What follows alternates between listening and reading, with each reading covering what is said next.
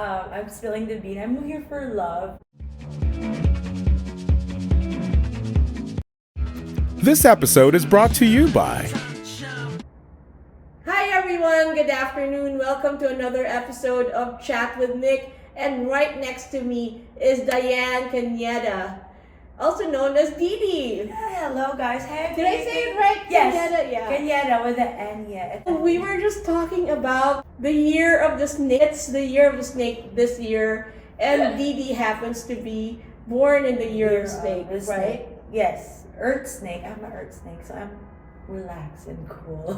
Very calm and relaxed, and she gives off this sense of peace and calmness. Oh, you're Yeah. so nice. I'm flattered. Yeah.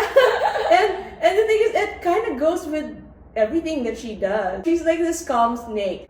I've known about Didi for the last 3 years, and I always see her in events, and she's always performing. But there are other things that she does aside from performing on stage. She's actually a belly dancer, and there's so many other things that she does. I really wanted to go back to your experiences living in the Philippines. What was it like? You moved here how many years ago? I moved here exactly 15 years ago. I actually moved here. I'm spilling the bean. I moved here for love, and I thought love, that was my full love na talaga. Oh my God. But You were so in love. I was so in love. You gave up everything you had. with no family. I just trusted someone, and I thought that was it. But I was ready to. I was ready to fight for it. Like, I'm a very passionate person, and I think God just has a better path for me. Mhm. So here I am. Were you met with a lot of resistance from your family following this one person that you were so in love with? No, actually, he was very courageous, and surprisingly, sometimes when people has this courage with your parents, but it's not really their reality. So you fell into like believing on that, but when there's only two of you in the room, it's like, ooh, what happened? But I still remain on my roots, and I'm very proud to say I came from a very loving, strong, loving couple. So I am the eldest, so in my body and every bone, everything is love, passion, and I move truly with love. It's similar with the snake. You're kind of like meandering different paths. Yes. Right? Wow. And we're both Geminis, apparently. And we like doing all kinds of things. She was in the Philippines. She was doing all kinds of things. In her past, like she was a swimmer. So Yes. Tell us about that. Actually, my swimmer path is come from my condition, because I used to be very sick as a kid. And with my resilient father, he's always persistent, because as an eldest, he always tell me, like, you're the eldest, you need to be physically strong. You have 3 siblings, and at the time I had 2 siblings, and being the eldest, you can't be weak. So, and he's also an engineer, so the way he designed us, like the way his vision was kid, it's like, I want you to be able to be independent. You can swim in your own, be good influence to your friends. So swimming came up as technically like just to learn how to swim. So you go to swimming with your friends, you don't have to fear of being aloof, of not being in the water, or you're drowning for safety reasons. And then I train, and then I have really good coaches. At the time I was 4 years old, and they see the potential in me. So as early as 4 years old, when my dad hear the cue of like she has potential to be a swimmer, he just invested everything from 4 or 5. So when I was 6, my first competition was 6 and under. So I was a champion. So ever since then, they were just molding me every day. That it was my second. It's more of a lifestyle. I didn't have friends. I was not allowed to have friends that are not productive. All I did was school, swim, get better, get healthy. Because I cannot say no to my parents, because I'm always in the clinic too. So I'm always sick too. So I know I was sick, so I need to get better physically so I could be a better daughter, like typical Filipino kid. You Mm-hmm. want to be an obedient to your parents, and there along I have really great mentors. I train like 2 hours in the morning when it's seasonal, 2 hours in the afternoon within the course. And at 7 years old, I was the first champion for the city. I was traveling. I had a different lifestyle, and I don't regret it. Mm-hmm. And until 11 and 12, I was like, I'm reaching a point because some frustrations, and I trained so hard, but some people's personal agenda conflict because they were not part of my winning, and it hurt me. So for me, at the end of the day, no matter how I train, I'm number one, I'm a champion. No one cared how I feel, like, because they're not part of that. So actually, that event was my biggest turning point because I was supposed to compete here for the Philippines and go train at USC. So I have this thing with USC swimming pool because all my training tools are from USC. They have the best school for and swimming team in the US. And that time I always just pick up a lot of their materials and I train with it. So, and I trained really hard to be able to compete and swim to the USC pool, but they pulled me out because of my coach at that time was not qualified to be the national coach, and he got jealous. So, but my parents never asked me, or they just pulled me out. I was hurt, and that time I was like, no matter what I do, I was already number one. Like if their personal agenda comes first, my hard work will always gonna be like taken for granted. So I was hurt. That's why I started to pull away, and I'm like, and start questioning else, like what else can I do, like since 6 years old and like 12, I still became varsity until I finished my bachelor's in nursing. They carried me over and transferred to high school. I was still in university, varsity. So I've always been working student, but by high school, I started to, because of by curious of like, what can I really do? Like I never had friends until, I think not until like third year high school. Like my chemistry professor, she's like, because I was not in the athlete section. So now I've become more like interested in modeling, personality development, and just being like out of my usual, like public speaking. And then by then I was still a varsity, like a true Gemini. I was like, oh, I can handle this. We love the water. We love the water, but it was a professor that made me appreciate that I am beautiful. Because he said, oh, you are beautiful. Because I think for the longest time, no one really told me I was beautiful. So like, I'm going to task you to represent your classmates for, in high school, the Miss Biochemistry. So I was like, what is that? Like, I've never had friends. Like, people might not like me, but a bunch of my classmates are mostly guys because I was in the pilot class. So I was like, it's good for your grades too. So I was like, okay, something new. And then I won Miss Biochemistry that year, and then I became Miss High School the following year. But I was still a varsity, but with extra more, like I have to learn how to scrub and all. So, but turn around, and then I meet the guy that was supposed to. But it was a long story, and then I became a nursing student. I still swam for a bit for university because it helps pay my tuition fee.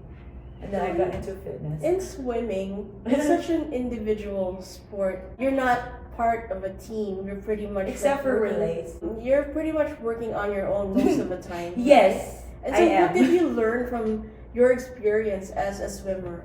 As a swimmer, it's really I became more persistent. Like if there's a goal, like hyper focus, I think, and discipline. Like because you're doing everything on your own. So if you're not disciplined and learn how to like stay focused on your goal, then it's easy to be like pulled over by people who don't have the same goal as you are. So at a very young age, I knew that these are my goals for this year. I have a target this year. So I'm very target oriented. And I think it was so natural that I think it's embedded in my body. So even though sometimes I personally like, oh, I'm so tired, but I think the memory in my body, like, okay, what can you do else? Or let's do a recap. So it's good to get bounce back right away in moments when you're like, oh, I feel tired, but you know what? But that voice is there already. Yeah, you're looking for that adrenaline rush, right? You're looking for Yes, that sometimes activity. Yeah, sometimes I don't think I do, but because like I said, it's embedded in you, then you kind of like, something is missing today. Yeah, like you have to keep on moving, like something's missing, something's wrong. Yeah, like you and Gemini, it feels like something's off today when you're not like having different. Like you're always on the go, right? Totally, but it's good. Like I've being a swimmer, I've competed internationally, so that really helped me a lot to be okay in my transition in America. That I'm in a foreign country. Before, when I represent the Philippines, I'm always by myself and my teammates. I don't have my parents, so as I started competing at 9 internationally, so I was already independent at 9 years. So you're used to being alone and doing things on your own Yes. from a very young age. Like right? they used to tell me, as long as you have the pool and the gym anywhere in the world, it's like consider it as your home. So I still do. Like I would find a gym, and then it made me feel like, oh, I'm okay. And then I just start to develop friendships over there, you know, like people that have the same energy. Your source of comfort is the swimming pool, the gym, things that you were used to when you were training as a child. And they're my friends. They're your friends. They're my friends. You know, my dad really instilled that activities are your safety nets. Because he always tells me, like, there's different parenting, and sometimes you never know what they are. So the only thing he could teach us is, like, you know, that you're okay by yourself and be a good influence, but don't let anyone like step over you, and or like, you know, you learn how to assess things and think like, oh, is it good for me? Am I good for them as an influence? But at the very young age too, he always tell me, like, be a good influence, like as much as possible, like be a good influence, and be alert if you're at risk, or like they're not good to you. Or so learning to have boundaries, I think that's the right. Was that part of your decision to get into nursing? No, actually, I got to nursing because of love. Really? Yes, I did. Because for me, it was like, okay, if I'm serious with this person, okay, I'll follow him. But still, I did my part. You know, I did. Was he a nurse too? He's a nurse. Oh, okay. we haven't seen each other since we separated. But he was a nurse. But I'm very proud. You know, I'm very proud of all the turnarounds. Because I would not met you. I would not be here. I wouldn't be, whatever achievements I have, it's from that decision. And purely, you know, you hear stories in there with different scenarios, but I always, that moment 14 years ago, my belief is like, I know my heart will always show at, like, this is not the end, but I will redirect and pour it back. And I did it the right way. Thankfully, the court really gave me, like, gave me permission to stay. I was 10 years, they granted me 10 years. So, because it's more of like I was technically abandoned. So, but there was a good judge, and then I just stayed, and I promised myself for that 10 years, I want to give myself a chance to be free of a masculine energy, like following what they want, because I love them so much. I believe in them. I trusted them. So that was the beginning of like really living what it is to be free. And as a woman, it's easy to like go like follow other people's decisions, especially you love them. You know, you okay? I'll follow you. And I have that characteristics too, so I'm very gentle and submissive. But that time when the judge, and it was a lady judge, it was a Latina judge, when she granted that, I was like, I will make it work, but and he also told me before, and it's still my thing, like if you don't become a nurse in America, you would never survive. If you follow your art and your heart, whatever you like, you will never survive in America. So it's actually on me. So as much as I love nursing, but I think I got challenged. Yeah, you got challenged. I was like, I don't have. But that time I left with, I didn't have financial support. I really started from scratch, like scratch. Like I have to learn how to drive here. I have to learn the American life. I needed to learn what is insurance. What is that? Like I didn't know. Like you don't need insurance back home. Like you don't need to drive. You could just ride the public vehicle. But I have to start everything like a kid. Like oh shoot, I have to have a bank. Like credit score. I'm like what's credit score? So really, it's been a journey. But how old were you back then? I was 21. Oh wow! 21. Because I came here right after I graduated my bachelor's in nursing, a few months, and then because he said he can't wait, so okay. Because I was already a working student, but I have actually job offers in Dubai at that time. Because I built a reputation already in the fitness while I am in nursing school. So, because that was my side job.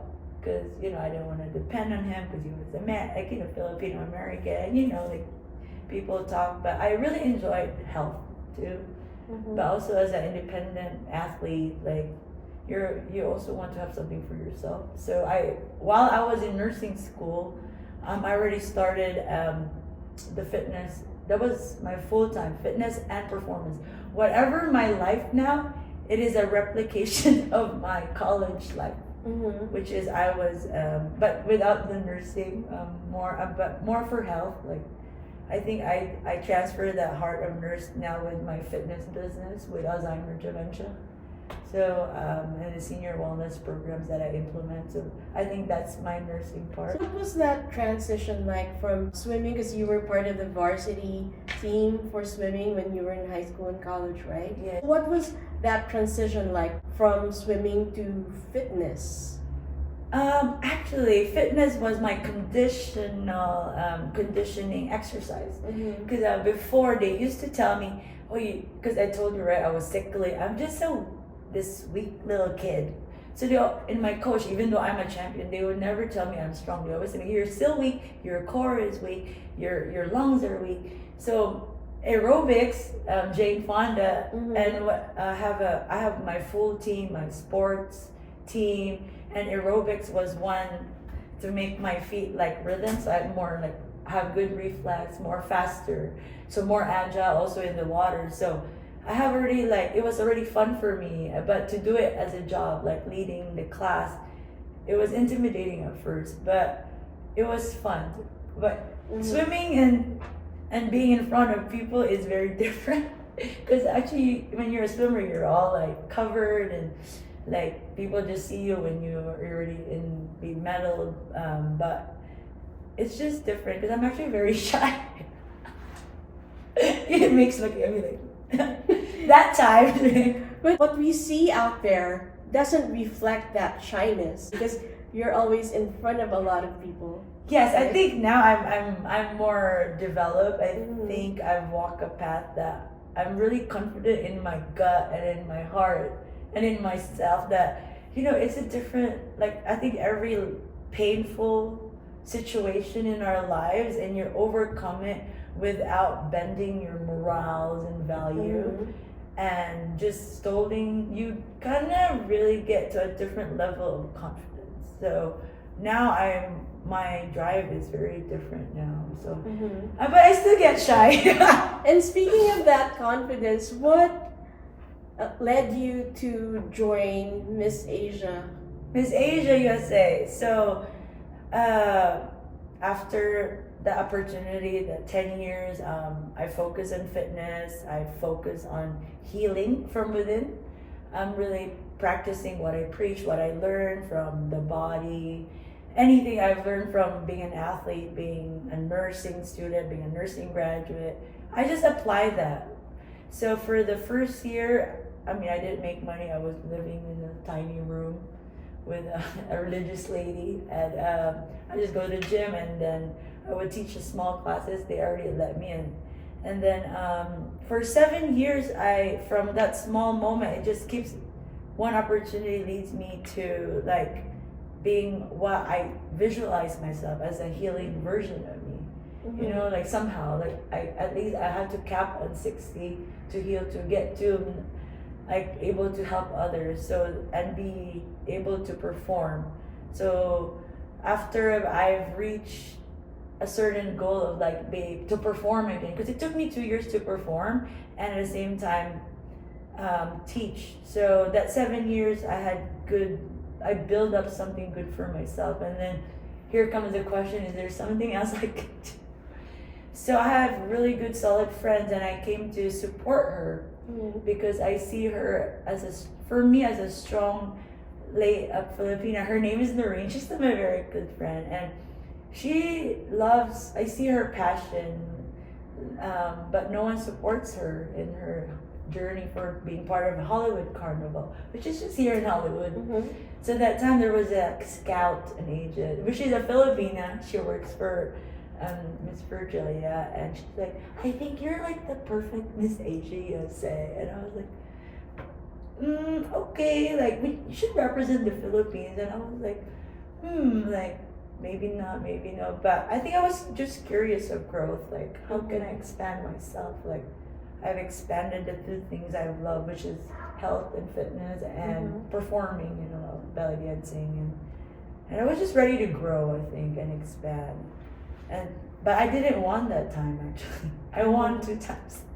I joined 2 times, so I won Miss Congeniality that time, 2017. And then I took a little break, settled back, and recapped. But it was a great experience. Then I built another good relationship when the first time I joined, like the winners. So they're the one that actually lifted me up. It was another Filipina lady, Mommy Marie, and she said, for your birthday gift this year, it was 2019, before the pandemic, I gave you a birthday gift. I signed up for you to join Miss Asia USA. I was like, really? Yeah, she did that. I was like, and for me, I was like, this lady, she's not my blood related. She has so much potential seen in me, like to lead more.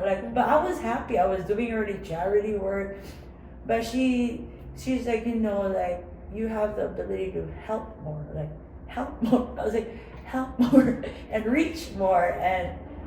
But it was her faith in me that fueled me as well. Because you owe it. They say that you owe it to the people also who believe in you, especially if they're not your blood related. Sometimes people in our circle or our family don't believe on us. Especially here in the US, you were here for a long time before you joined the pageant. Right? Yes, because it's like, you know, it's a lot to represent. The pressure, I think, to represent Philippines, it's a lot, you know. It comes with eyes and ears, and you want to also represent the country with the fullness of your heart. But I was ready because I think in my heart, I feel like I carry both the experience how to live in the Philippines and understanding to be here in America. So I was like, it's just timely, you know, that there's at least a representative. Like I see it as a cultural representation, and that's what Virgilia Production is about. It's about cultural representation, and the beauty is there, but it's really allowing people to see your culture. I know that pageant has several events where you can bring food from your own country. Yes. That's what I remember. So, well, I'm very proud to say with Virgilia Production, we value dance, food, and beauty, right? So we know that food really brings people together, and it's part of everyone's culture. So very, very few pageant, or maybe we're the only one who does it, that really, we have the 3 months course with our delegates. So, but it's voluntary. Whoever wants to, it's not mandatory. So but they have really good prices too. So they represent, some of them cook, some catered, but it has to be like a full representation of like, if I go to your country, I'm invited in the house, it's a party, like what's the traditional, is it by hands, is it, so it's really fun, like the other ladies get to also know their culture, but some of our American born delegates that are representing their culture, they're also relearning their culture as well, because they're like, oh shoot, like this is like the way to do it, and it kind of either reconnects them or bring them back home. Yes. Yeah. Food is a great connector, of course, because we all love food. In that pageant, there's a talent portion. Voluntary, because we do the ladies do a lot of community work. So Virginia Production actually is a community work base. So we're not just a typical like cultural beauty pageant, because once the girls sign up as early as now, they could represent their title and they could go to like hundreds of them. We're very proactive, making sure that when they sign up, they have the full experience of like being their title, like representing their country. Like we have, let's say Miss Vietnam, she signed up early on, and then she's part with our entourage now in the Oscar Gala events, and so they get to enjoy the whole ride. So it's like a test run. If are you ready to be a reigning queen, the representation of culture? As you know, we are a melting pot in here in Los Angeles, so people always needs that connector or the bridge to influence other communities, and that's what we are really, is to be inclusive and promote that unity of our melting pot status. So speaking of melting pot, we're in LA, and of course we all know so many different types of people live in LA. Yes. And we are exposed to different food, different cultures, different languages, different ways of expressing ourselves. Why did you choose belly dancing as a form of expression? Oh yes. Actually, remember I told you my coach always tells me I have a weak belly. Everything I've probably from like repetitive like remarks from them, like you're weak this, you're weak that. So deep inside, I think I was searching for what can really make my belly strong. Did you learn belly dancing in the Philippines? Yes, I founded Belly Dance Fitness in Cebu City. It's still standing right now, actually. I felt like a grandma when I go there. But I'm proud to say that my students about 20 years ago, they're still doing it with their new teachers, but I still have one best friend, my dance best friend, that's still leading the pack, which is I'm so grateful for. And I started that from scratch, but also it was for me in the beginning, and then it was a project actually from my mentors before, because belly dancing was coming in like around 2006 in Manila. So whatever the trend in Manila, Cebu likes to, okay, it's a trend, so we follow. So it was a special project they give to me. They're like, these are the videotapes, because you know we rely on YouTube. We don't get like, we can't handshake anyone here, you know, with those artists. So they give me a structure, they taught me the system, and I created the structure for the sports center. That is, it makes sense. So it was easier also because I was going to my anatomy and nursing. So it kind of went well together, because now I really do understand like the human body more. So the more I understood the human body, the more I appreciated it. That it was not just shaking. Like there's really things like being like health in there. Like there's things are moving, like your organs, your kidneys, your glands, your adrenal glands, the muscle strengthening, the pelvic floor, like all of these like body parts. So it became a movement for me, and I was a hard preacher at 16 years old.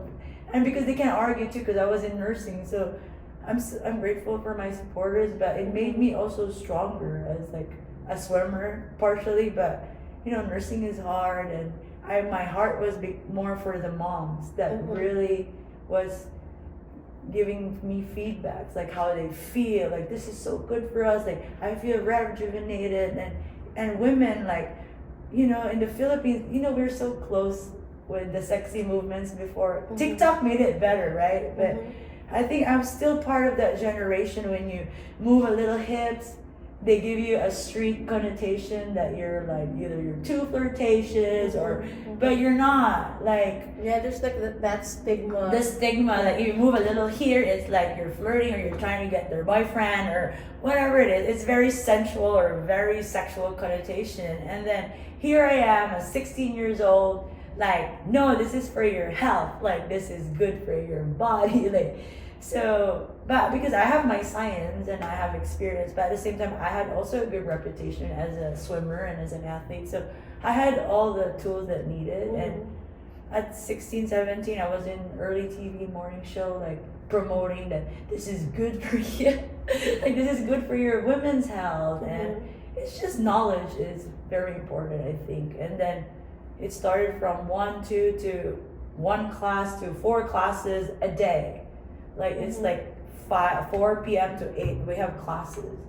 And it was more women coming in from all ages, like from shy, and then they develop something, because from strengthening, it's more like activating the body, right? So the more you activate the machine, you become more confident. So it becomes a vice versa. So they become also psychologically confident about themselves. Like, oh, I'm not really doing bad, you know.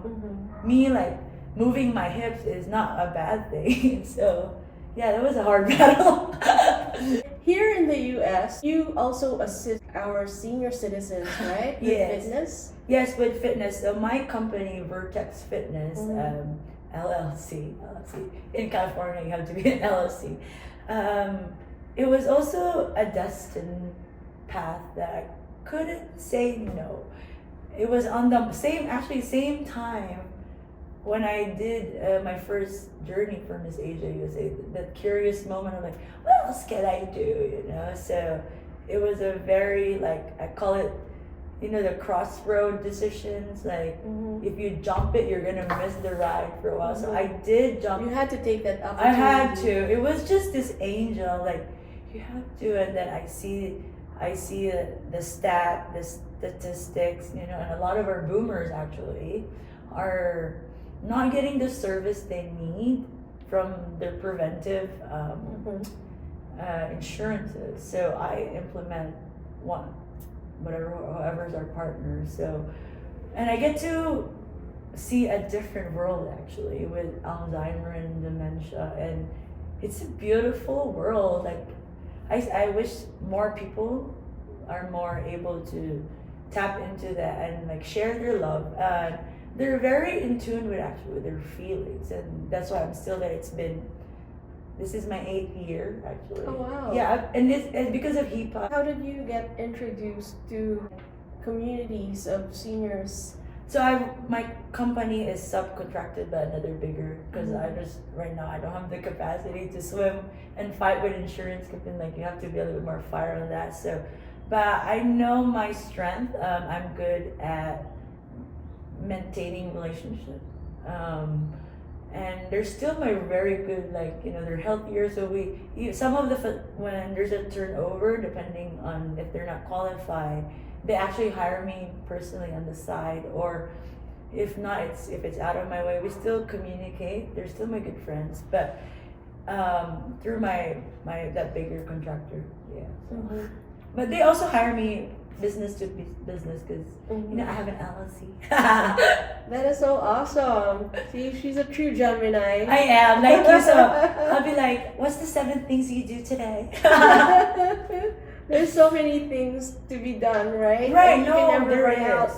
And if you're aware of the total, like, aspects of human existence, you know, I think depends of our family or our circles. So sometimes our capacity, and I mean, I'm actually an introvert. Like, I don't like the test, the current test. I'm actually an INTJ. Me too. Oh my god!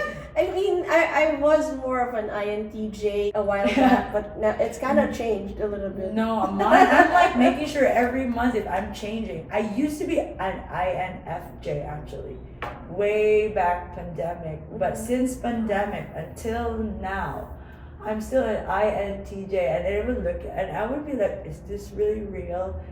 But I think It's hard to believe though, because you're out there with a lot of all kinds of people, and you're out there on stage, you're performing, you're doing work with senior citizens, our baby boomers, and you also do charity work. So yes, I do. I do have my other affiliations with charity work. I'm with Filipino American Chamber of Commerce of South Bay, Los Angeles. I am their secretary, and this year I actually took a role with Phil M Creatives.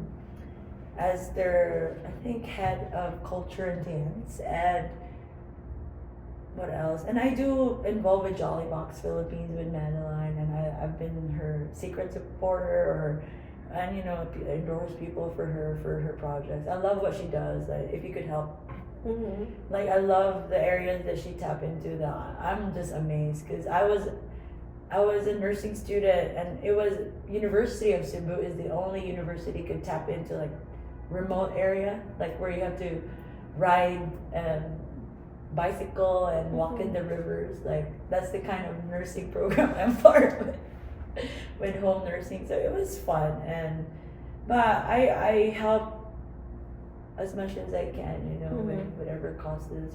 I'm not limited to the Filipino. I have Latino community networks, Vietnam.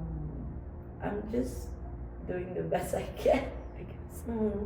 I help businesses like without they're just like connecting them. I think philanthropy is also just really helping truly in your heart without expecting anything in return, just really purely. So that's good. So any forms of it is good for everyone. It kind of goes with what you said earlier, like knowing about the different parts of life and how you can use them and use your talents and your ability for a more holistic approach to living. Absolutely.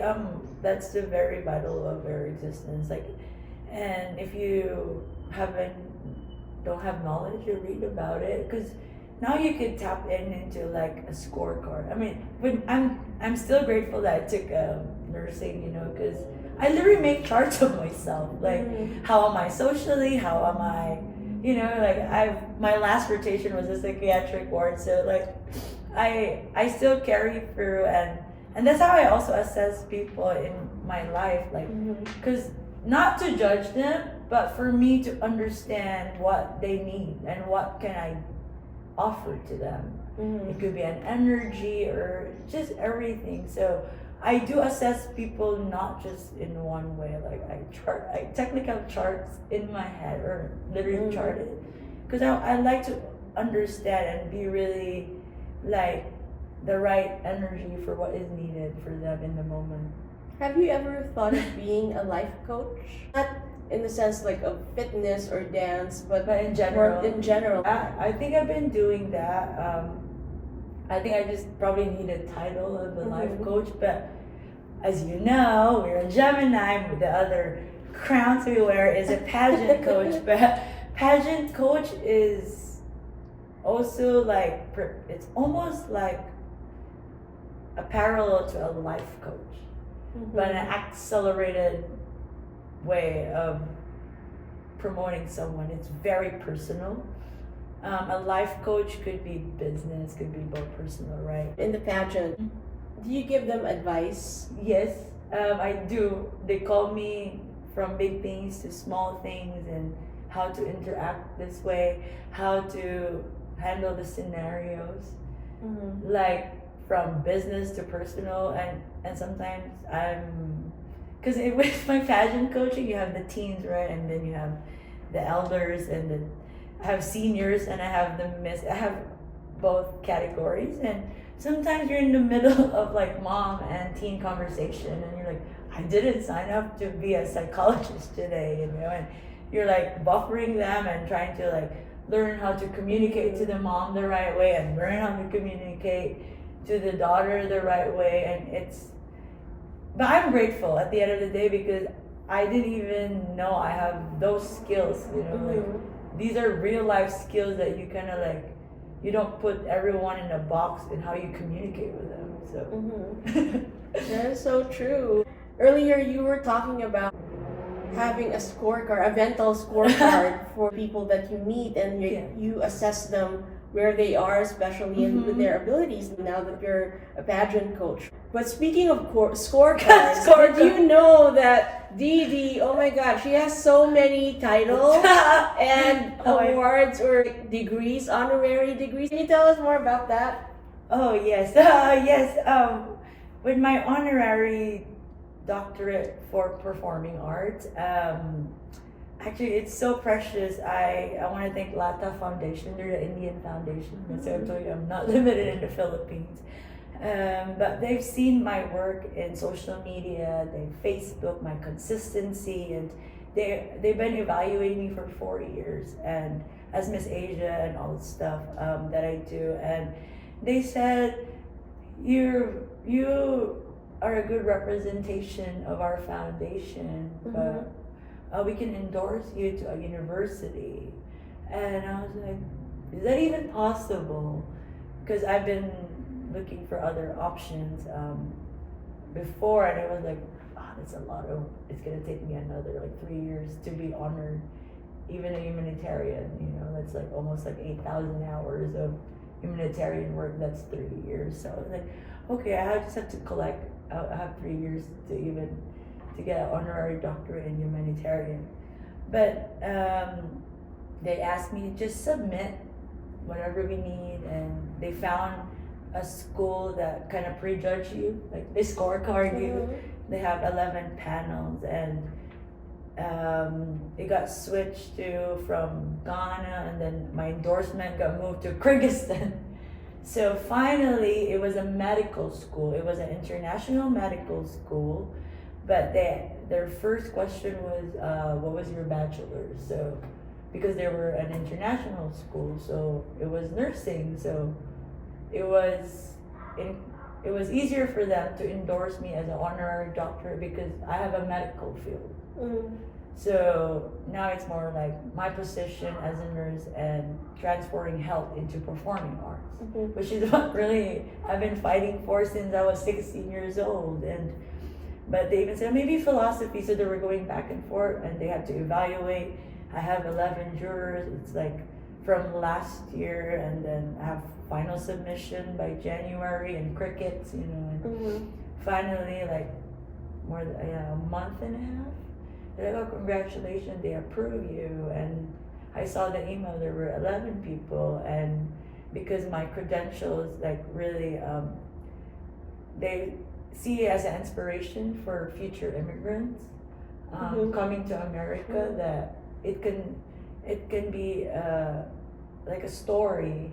So they awarded me another award, which is the International Multi-Talented Woman by the Republic of Kyrgyzstan, for all my arts, my modeling, my cultural, everything I do. Do you have to go to Kyrgyzstan? Actually, I have to, but they give me a special wiggle room, but maybe next year. But they give me my achievers packet. But now it's also, they gave me another award, which is recognized, like think of it as UCLA awarding me. So I got another recognition from their biggest public state university, because it's like, you know, like, because I came from a small town in the Philippines, and they want to inspire their students. They have a lot of students from like us, like India, Pakistan, small countries, like they're called emerging now, or like sort of those countries like in South Asia. So if my story could reach and inspire people on that parts of the world, I'm all for it. Like, you know, like, so that's still in my book, to be able to visit them and, you know, share my story and follow their heart. It's never wrong. You're always going to be redirected. If it fails, but still follow your heart. And I found you. Where do you see yourself like 5 to 10 years from now, given all of the things that you can do? I think I'm very clear. I think I'm doing my other childhood dream, which is building educational system. That is actually my ultimate 7-year-old, and it never changed. Career-wise and love life. Hopefully, someone with maybe like a Gemini, like us, like Calling all Gemini. calling all Geminis is, but like someone they told me I'm the one that you're attracted with the brain. Is it the Homo sapio? I forget the proper term, but I just had a girl told me like, oh, you're attracted to the brain, but good heart too and action. Because I prefer someone that also kind of have the same wavelength that I do. Like, the same heart, the same vision. Because it's not like I didn't try, but if your heart is bigger, if your vision is bigger, if your actions are bigger, and your partner is not as big, visionary, not as fast action taker, then it's doomed for insecurity. And that is just true, and it's not like I didn't try. I tried, but I don't like to re-experience again and again that I'm treated this way because I'm doing and following what my heart's desire. And they just tend to abuse you verbally maybe, or betray you. Like, I have no room for that. It's 2025. Did those experiences help you in any way with your fitness, your dancing, your charity work, and now your dream of building an educational system? It does, but it gives me more clarity actually of like to be able to empathize the whole process, the whole people around it, and give people opportunity to like learn. And that's why with Jolly Box Philippines, I start to wiggle in my acts, right, by supporting their books, their supplies, like literacy. I think is very important. Like if you know how to read and write, even if you don't, I mean, it's still a goal to finish an education, but if you learn how to read and write, you could get somewhere. I mean, I've met Chinese billionaires that didn't have education, but they know how to write and read and count. So I think literacy is very important. If you're a human being, any inch of this world, they need to learn how to count, and read as much. What kind of educational system are you talking about? So I'm flexible, it could be vocational or it could be a university. That's a lot of manpower, and maybe satellite schools. I'm also an investor and a part of the project.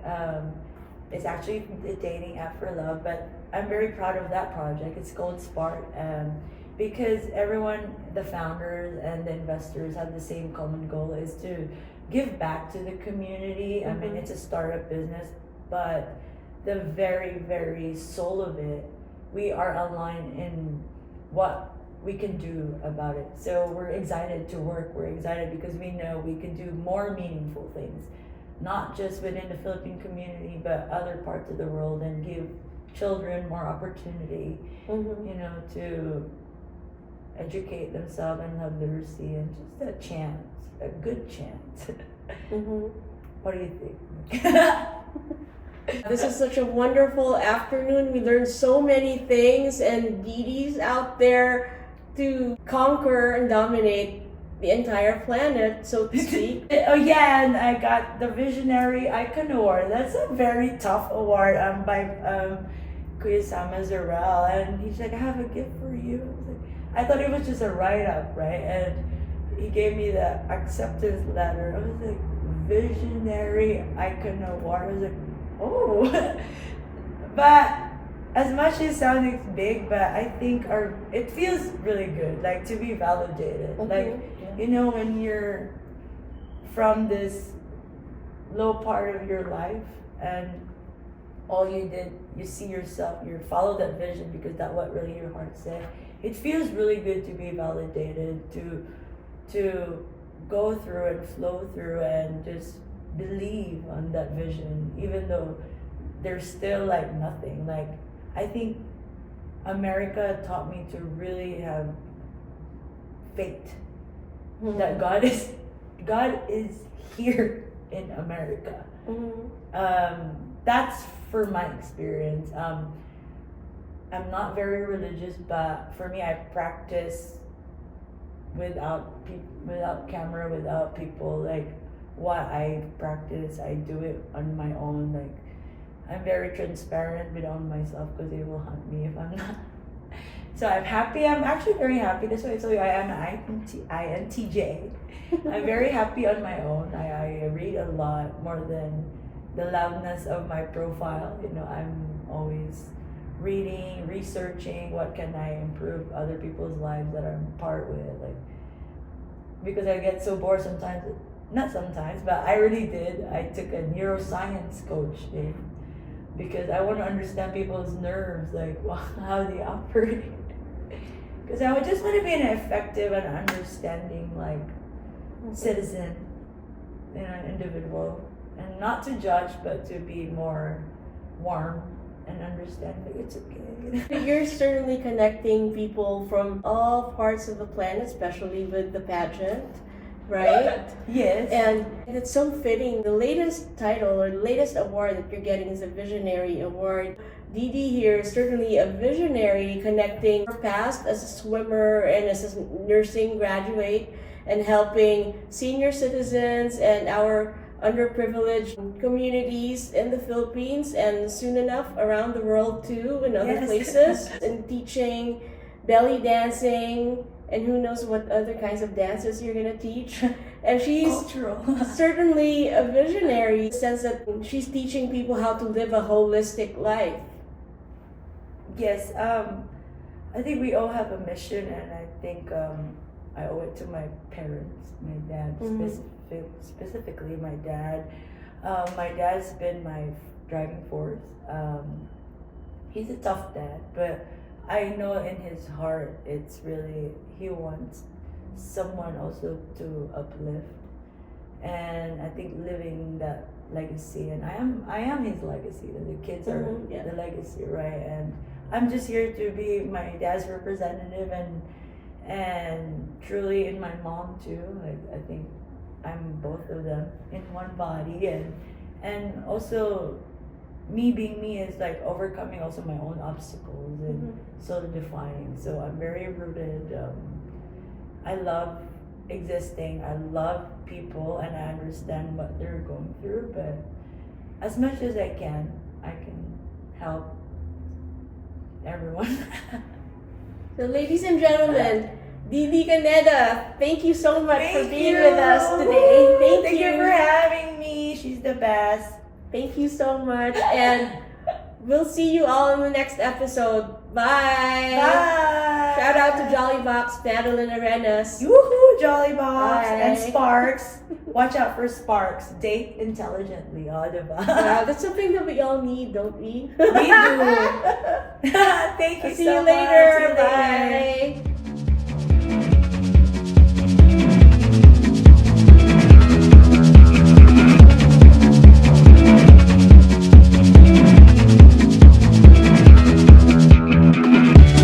Time to shine, shine bright, be the star you are, yeah.